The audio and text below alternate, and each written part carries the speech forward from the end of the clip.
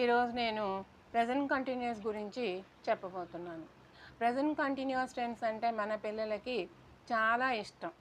ఎందుకంటే ING form ఎక్కువగా వాడతారు. వెర్బ్ అంటేనే వాళ్ళకి ఐఎన్జీ ఫామ్ అని అర్థం. కానీ ప్రెజెంట్ కంటిన్యూస్ టెన్స్ మనం చాలా తక్కువగా వాడతాం. సరే, ఫామ్స్ ముందు నేర్చుకోవాలి. I am going, we are going, be plus present participle వాడాలి, ఫోర్త్ ఫామ్ వాడాలి.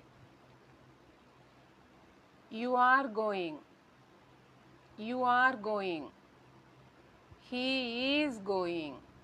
దానికి ఎక్కువ మంది మగవాళ్ళు అయితే they are going, she is going. ఎక్కువ మంది ఆడవాళ్ళైనా they are going, it is going. ఎక్కువ వస్తువుల గురించి చెప్పినా దే ఆర్ గోయింగ్.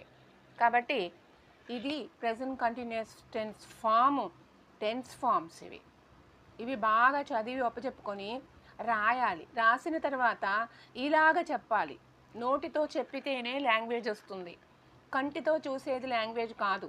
చెవితో వినాలి, నోటితో పలకాలి. అప్పుడే లాంగ్వేజ్ వాడడానికి అవకాశం ఉంటుంది. తర్వాత ప్రెజెంట్ కంటిన్యూస్ టెన్స్ మనము ఎప్పుడు వాడతాం?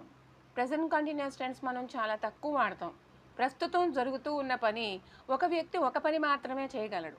కాబట్టి ఒక్క పని గురించి మాత్రమే మాట్లాడడానికి అవకాశం ఒక్క సందర్భంలో. I am taking a video, you are watching, అంతవరకే మనం చెప్పగలం. మనిషి మారితే అతని పని మాత్రం మారుతుంది. ఆ పని మాత్రమే మనం చెప్పగలం. ఒకే వ్యక్తికి చాలా పనులు చెప్పడానికి అవకాశం ఉండదు. అందుకని ఇది ఎక్కువగా మనం వాడం. తర్వాత ఈ ప్రెజెంట్ కంటిన్యూస్ టెన్స్ అనేది అరుదుగా ప్రస్తుతం జరుగుతూ ఉన్న పనే కాకుండా భవిష్యత్తులో జరగబోయే అతి దగ్గరలో జరగబోయే ఒక క్యాజువల్ ప్లాన్ అని కూడా వాడచ్చు. ఎలాగా? We are going to a picture tomorrow. రేపంటే వీ విల్ గో చెప్పాలి. మామూలుగా వీ విల్ గో వాడినట్లయితే అక్కడ ఏమవుతుందంటే వెళ్ళొచ్చు, వెళ్ళకపోవచ్చు, ఒక క్యాజువల్ ప్లాన్ కాకుండా అసలు ఏదో ఒకటి చెప్పినట్టు అవుతుంది. కానీ ప్రెజెంట్ కంటిన్యూస్ టెన్స్ వాడితే అది దాని మీద మన స్థిరమైన నిర్ణయంతో ఉన్నాం, దానికి కావలసిన ప్రయత్నాలన్నీ చేసాం అనే మీనింగ్ వస్తుంది. మనం సింపుల్ ప్రెజెంట్ టెన్స్లో కూడా ఫ్యూచర్ ప్లాన్ వాడచ్చు అన్నాం. అది ఎలాగా? The college opens on 2nd July. అక్కడ ఏంటంటే ఏదో ఒక చాలా ముఖ్యమైనటువంటి ఫార్మల్ ప్లాన్, ఎక్కువ మంది మీద ఆధారపడేటటువంటి ఫార్మల్ ప్లాన్ గురించి మాట్లాడేటప్పుడు మాత్రమే అది వాడాలి. మిగతా అప్పుడు ఆ టెన్స్ వాడాల్స్తే కుదరదు. దానికి బదులు ప్రెజెంట్ కంటిన్యూస్ టెన్సే వాడతాం ఎక్కువగా మనం. అలాగ వాడతాం. తర్వాత going to plus infinitive form కూడా వాడతాం. అది కూడా కంటిన్యూస్ లాగే ఉంటుంది. Be plus going to plus infinitive form. అది ఇంకా ఎక్కువగా మనం దాని గురించిన నిర్ణయం చేసేసుకున్నటువంటి ఒక ఫ్యూచర్ ప్లాన్ గురించే వాడతాం.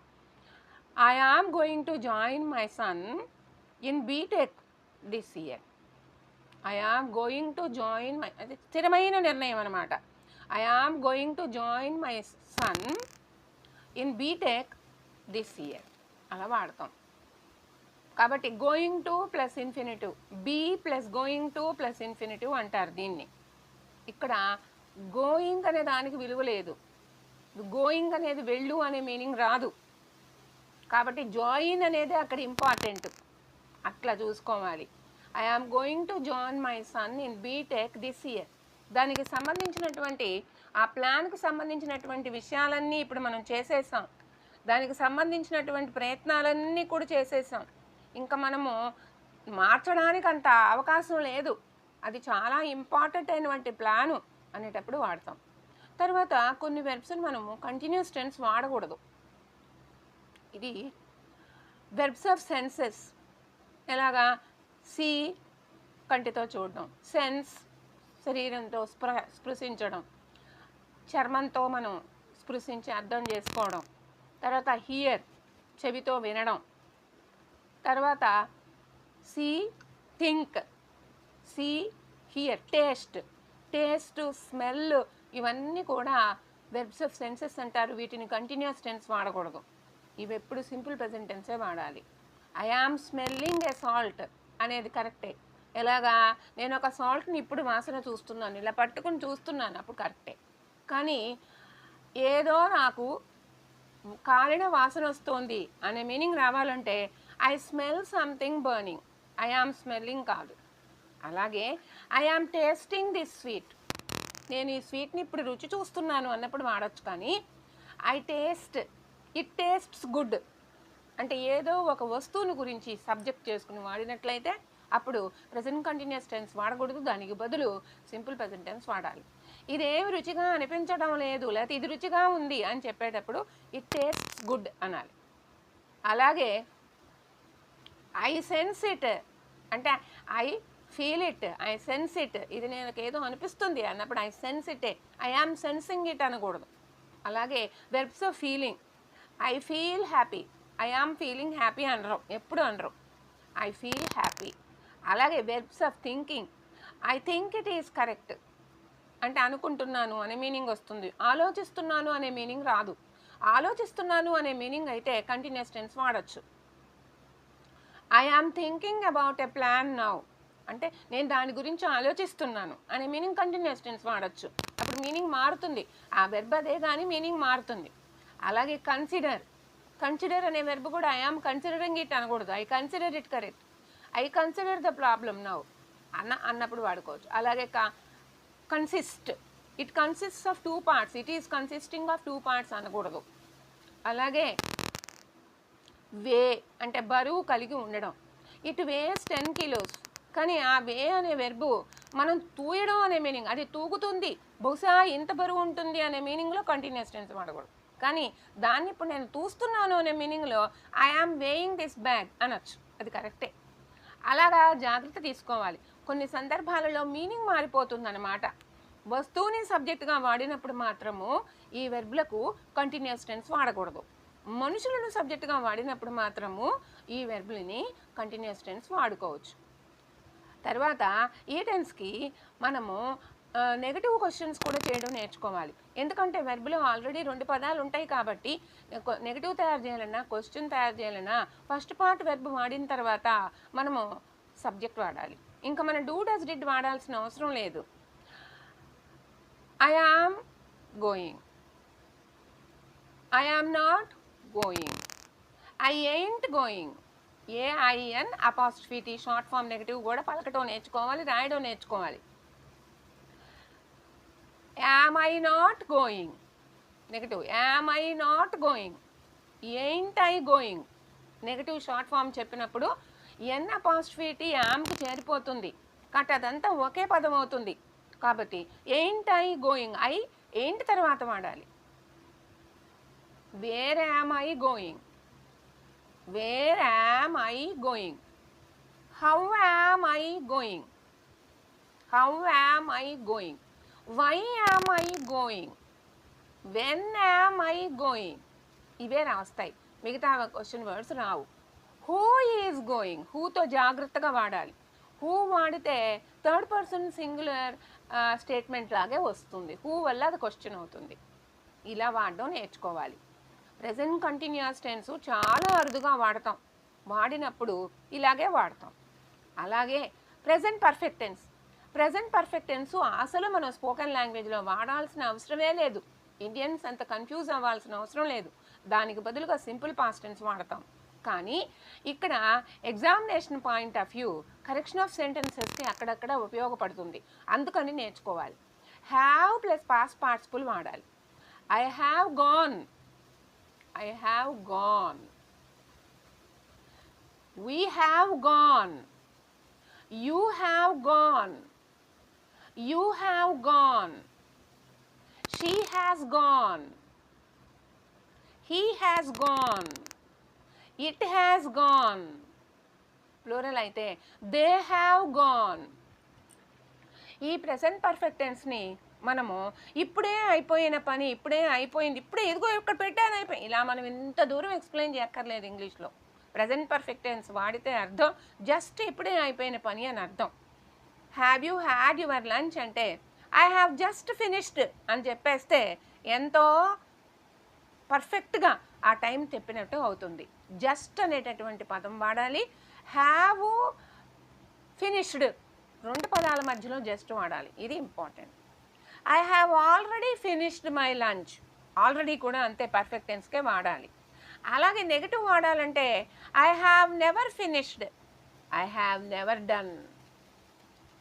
నెగటివ్ నాట్ బదులుగా నెవర్ వాడచ్చు, అప్పుడు పర్ఫెక్ట్ టెన్సే వాడాలి. నాట్ కూడా వాడచ్చు, నాట్ వాడితే అది ఒక మామూలు నెగటివ్ అవుతుంది. నెవర్ వాడితే కన్ఫర్మ్డ్గా స్ట్రాంగ్గా నెగటివ్ చెప్పినట్టు అవుతుంది. తర్వాత ఈ పర్ఫెక్ట్ టెన్సు మనము చాలా అరుదుగా వాడతాము, ఈ ఒక్క సందర్భంలోనే వాడతాము. ఇంకొక చోట ఫర్ ఫ్రేస్తో కానీ సిన్స్ ఫ్రేస్తో కానీ ఒక టైంని ఇండికేట్ చేసేటప్పుడు ఆ వాడతాం. ఫర్తోనేమో పీరియడ్ ఆఫ్ టైము, సిన్స్తోనేమో స్టార్టింగ్ పాయింట్ ఆఫ్ టైము చెప్తాం. I have lived in this house for 20 years అంటే ఇంతవరకు 20 సంవత్సరాలు అయింది, ఇవాళ ఖాళీ చేసేస్తున్నాం, ఇక ఉండం. I have lived in this house for 20 years అంటే ఇవాళతో 20 years అయిపోయింది, ఇక ముందు ఉండము అనే మీనింగ్ వస్తుంది. కాబట్టి అలాగే I have lived in this house since 2005, లేకపోతే I have lived in this house since 2020 అంటే 2020 నుంచి ఇప్పుడు దాకా ఉన్నాము, ఇక ముందు ఉండము అనే మీనింగ్ వస్తుంది. ఇలాంటి సందర్భంలో మాత్రమే మనం ఫర్ ఫ్రేస్తో సిన్స్ ఫ్రేస్తో ఎగ్జామ్స్లో కరెక్షన్ ఆఫ్ సెంటెన్సెస్కి ఇస్తారు, జాగ్రత్తగా వాడాలి. అంతే పర్ఫెక్ట్ టెన్స్. అలాగే వీటికి కూడా నెగటివ్ క్వశ్చన్ తయారు చేయాలి. I have gone, I have not gone, I haven't gone, have I gone, have I not gone, haven't I gone, where have I gone, why have I gone, when have I gone, who has gone. తర్వాత అలాగే మిగతా వాటికి కూడా వాడడం నేర్చుకోవాలి. He కోసం చెప్తాను నేను. He has gone, he has not gone, he hasn't gone, has he gone, has he not gone, hasn't he gone, when has he gone, why has he gone, where has he gone, who has gone. ఇలా వాడాలి. మిగతా అన్నీ మీరు మాట్లాడి పలికి విని నేర్చుకోవాలి. దీంట్లో షార్ట్ కట్ ఏమి ఉండదు, డిటోల్ పెట్టకూడదు రాసేటప్పుడు. తర్వాత ప్రెజెంట్ పర్ఫెక్ట్ కంటిన్యూస్ టెన్స్ అసలు మీరు వాడాల్సిన అవసరమే రాదు మాట్లాడడానికి కానీ రైటింగ్లో కానీ. ప్రెజెంట్ కంటిన్యూస్ టెన్స్ ఎంత తక్కువ వాడతామో అంతకంటే తక్కువ వాడతాం. కానీ ఒకే ఒక సందర్భంలో ఎగ్జామ్స్లో మీరు కరెక్షన్ ఆఫ్ సెంటెన్సెస్కి ఇది వాడాల్సి వస్తుంది, అందుకని నేర్చుకుంటున్నాం. I have been going, we have been going, you have been going, you have been going, he has been going, she has been going, it has been going, they have been going. ఈ present perfect continuous tense for ఫ్రేస్తో since ఫ్రేస్తో మాత్రమే చాలా కాలం నుంచి ఒక పని జరుగుతూ ఉంది, ఇంకా కూడా కొంతకాలం జరుగుతుంది అనే మీనింగ్లో వాడతాం. We have been living in this house for 20 years అంటే ఇంకా కొంతకాలం ఇందులో ఉంటాం, ఇప్పుడు ఖాళీ చేసే పరిస్థితి లేదు, లేకపోతే ఆలోచన లేదు. They have been living in this house since 2005. They have lived in this house for 5 years. For అంటేనేమో పీరియడ్ ఆఫ్ టైం, సిన్స్ అంటేనేమో పాయింట్ ఆఫ్ టైం. ఇది ఒక్కటే అక్కడ ఎగ్జామ్స్లో కరెక్షన్ వాడాల్సిన అవసరం ఉంటుంది. అంతే. పర్ఫెక్ట్ కంటిన్యూస్ టెన్స్ ఇలాగే వాడాలి. దీనికి కూడా questions negatives.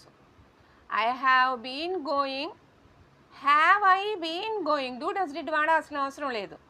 Have I been going, I have not been going, I haven't been going, have I been going, have I not been going, haven't I been going, haven't I been going.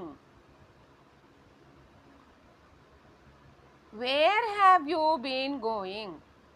Why have you been going? When have you been going? When have you been going అనేది meaning ప్రకారం ఏమంత సబబుగా లేదు, అది ఆలోచించుకోవాలి. తర్వాత who has been going, ఇవే present perfect continuous tense. ఇవాళ దీంతో నిన్న చెప్పినటువంటి సింపుల్ ప్రెజెంట్ టెన్స్ కలుపుకుంటే present tense forms, present tense ఉపయోగం అయిపోయింది.